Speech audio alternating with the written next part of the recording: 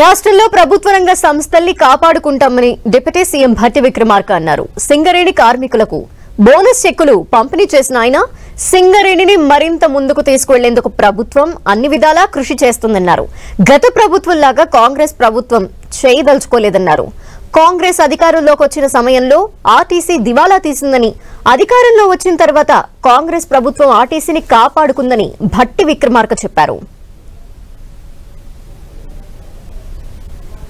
40,000 మంది కార్మికులు పనిచేస్తూ ఉన్నారు. ఇందులో ఇంకొక 20-25,000 మంది అవుట్సోర్సింగ్ కాంట్రాక్ట్ పేరు మీద పనిచేస్తూ ఉన్నారు.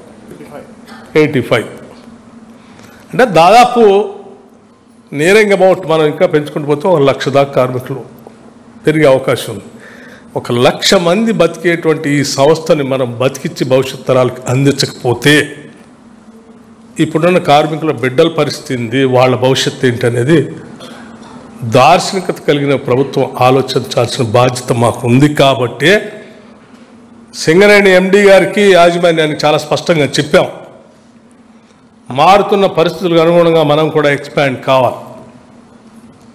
కేవలం కోల్ మైనింగ్ ఒకటే కాదు, మిగతా మైనింగ్ కూడా ప్రపంచవ్యాప్తంగా అందుబాటులో ఎక్కడెక్కడ ఉందో కూడా అవసరమైతే మీరు ఎక్స్పర్ట్ కన్సల్టేటివ్ కమిటీస్ని పెట్టుకొని స్టడీ చేపించి వాళ్ళకి ఫీజు చెల్లించి ఎక్కడెక్కడ అవసరాలు అవకాశాలు ఉన్నాయో వాటి దగ్గరికి మీరు విస్తరించండి అని కూడా చెప్పాం. అంతేకాని తాత్కాలికంగా ఏదో టీఆర్ఎస్ వాళ్ళు బీఆర్ఎస్ ప్రభుత్వం గతంలో 10 సంవత్సరాలు చేసినట్టుగా చేయదలుచుకోలేము. దీన్ని నిలబెట్టాలనుకుంటున్నాం. ఇక్కడ ఉన్నటువంటి ప్రభుత్వ రంగ సంస్థలు నిలబెట్టాలనే నిబద్ధత, దీంతో పాటు మాకు అతిపెద్ద ప్రభుత్వ రంగ సంస్థ ఆర్టీసీ.